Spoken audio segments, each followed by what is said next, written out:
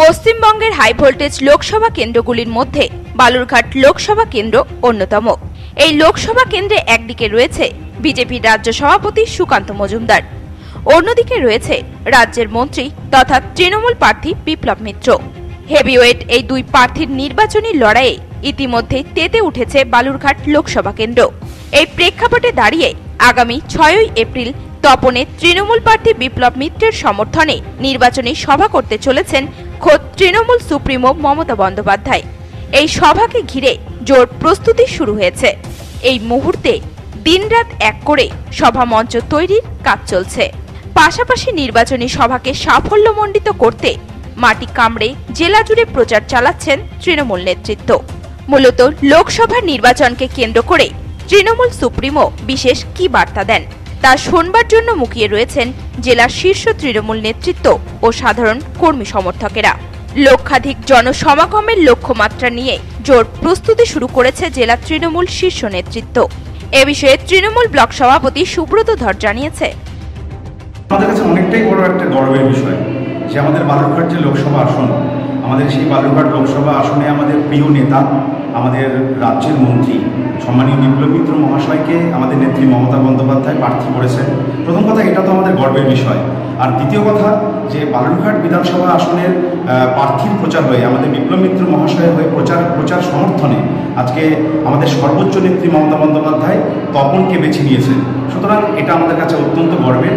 আমরা প্রস্তুতি পর্ব চালিয়ে যাচ্ছি। আমাদের সমিতিও আপনাদের বলল যে আমাদের এখানটায় যেহেতু প্রখর রৌদ্র, সেই জন্য সাধারণ মানুষদের বসবার জন্য যে জায়গাটা আমরা বানিয়েছি, মাথার উপরে শেড দেওয়া হয়েছে যাতে মানুষজনের কোনো রকম অসুবিধা না হয়, মা বোনেদের কোনো অসুবিধা না হয়। জলের পর্যাপ্ত ব্যবস্থা থাকবে, ভ্রাম্যমাণ টয়লেট থাকবে, মেডিকেল টিম থাকবে, যাতে এমার্জেন্সি ব্যবস্থা করা হয়। সর্বোপরি পুরো যে ট্রাফিকিং ব্যবস্থা, যারা বিভিন্ন দূর দূরান্ত থেকে গাড়ি ঘোড়া নিয়ে আসবে তাদের আমাদের 4টা জোন ভাগ করে সেই গাড়ি ঘোড়া রাখবার ব্যবস্থা হয়েছে। আমরা আশা রাখছি সেদিন একটা জনসমুদ্রে পরিণত হবে তপন ব্লক। আজকে নেত্রী মমতা বন্দ্যোপাধ্যায় যে তপনে আসছেন, সেই নিরিখে আজকে তপন ব্লক জনসমুদ্রে পরিণত হবে। আর আমাদের দৃঢ় বিশ্বাস, আমাদের এবারের যে বালুরঘাট লোকসভা আসন, নেত্রী মমতা বন্দ্যোপাধ্যায় যে উন্নয়ন পশ্চিমবাংলার পাশাপাশি দক্ষিণ দিনাজপুর জেলায় করেছে, সেই উন্নয়নের নিরিখে আজকে আমাদের যে প্রার্থী আমাদের সম্মানীয় বিপ্লব মিত্র মহাশয় বিপুল ভোটে জয়যুক্ত হবেন, এটা আমরা দৃঢ় প্রত্যাশী।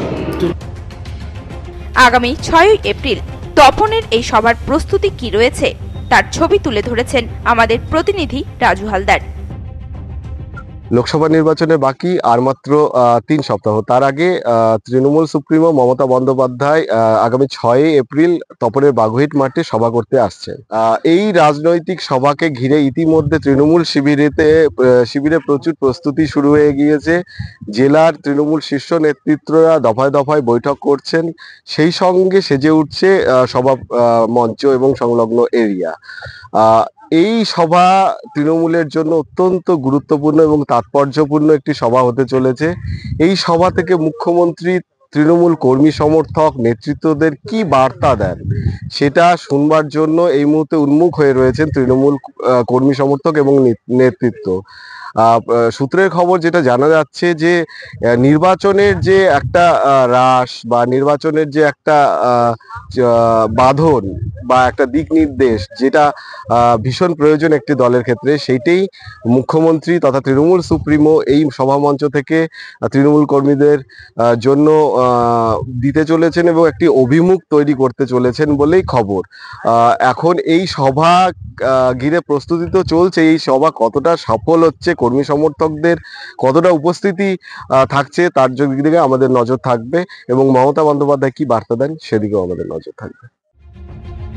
তপন থেকে বিশেষ প্রতিবেদন, নিউজ টুডে।